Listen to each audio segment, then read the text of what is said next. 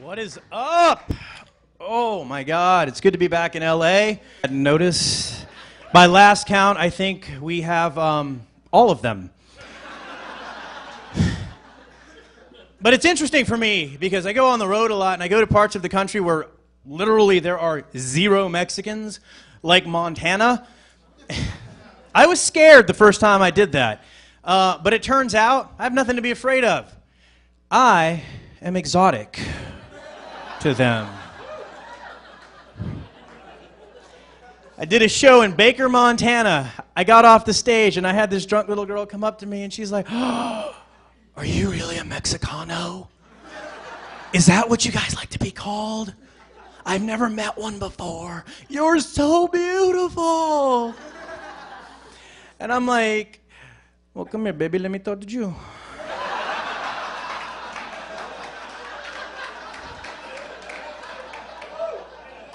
And everything was going great. It was going awesome. I was doing my Rico Suave best. And then she said to me, "Say something to me in Spanish." I'm not that Mexican. I'm not. But I did take a semester in high school, oh, so many years ago. And what came to me were the only words I could remember. I looked her dead in the eye, as sensually as I could, and I said to her, "Ay, mija, ¿dónde está el baño?"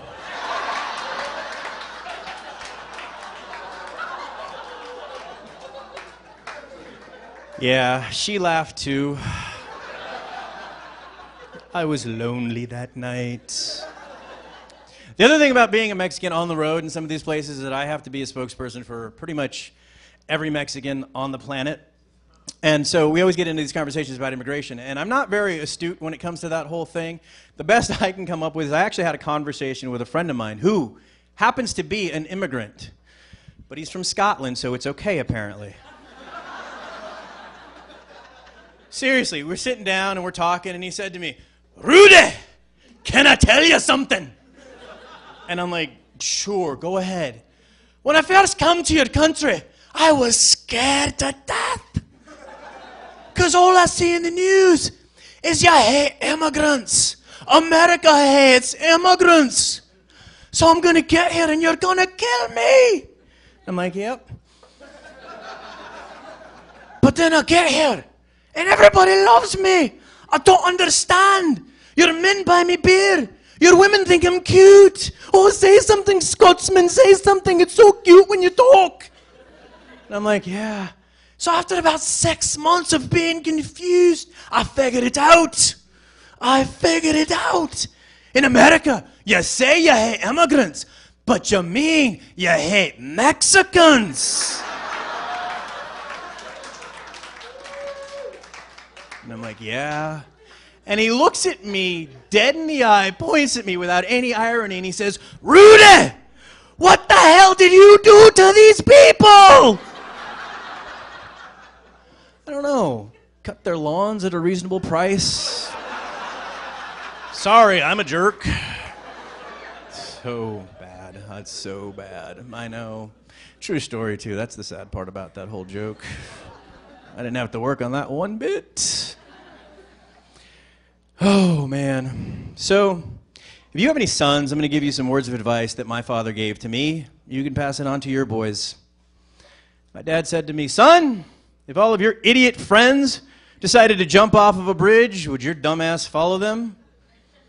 Or would you be smart enough to realize that right at that moment, their girlfriends are all alone?"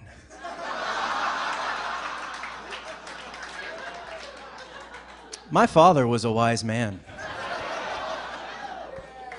That's right. Yay, I love it. I love being single. I'm not now, but when I was, I had a blast. I had a great time. I enjoy my singlehood.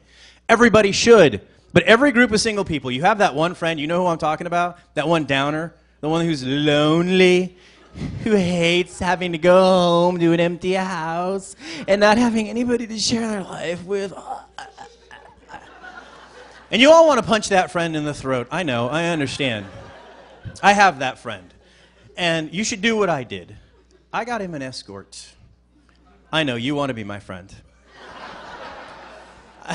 I did.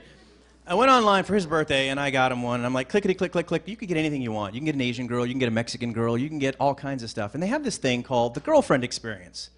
And I'm like, reading about it. And it's like all the joys of a relationship with none of the headache. So I'm like, clickety, click, click, click. $500 later, she's at his door. He calls me up the next day. He's like, dude, you're the best friend I've ever had. I'm like, I know. Tell me about it. He's like, she shows up. She's gorgeous. Short skirt, long legs, big everything. Oh. I'm like, nice. He's like, yeah, I let her in the house. She makes a beeline for the bedroom, slams the door shut, does not come out for 15 minutes. I'm like, oh, what was she wearing? He's like, well, all of her sexy clothes were gone. She was wearing ratty sweats and a stained T-shirt. Her makeup was off, her hair was in a bun, and she was holding a bag of Doritos. I'm like, what? He's like, no, it gets better. It gets better. She goes and sits on the couch and yells at me for 4 hours. When are we going to go visit my mom? Why don't we buy a bigger house so we can have babies? Will you watch The Bachelor with me? Huh? I'm like, oh my God, I'm so sorry, dude. He's like, no, it gets better. At this point, I'm like, it has to. So we go to bed that night. I start hugging up on her. She starts hitting my hand. I'm like, how come you only touch me when you want to have sex? Why can't you just hold me? I'm like, oh my God. He's like, yeah. I woke up this morning and she was gone. And I remembered why I love being single. I said, you're welcome. You are very...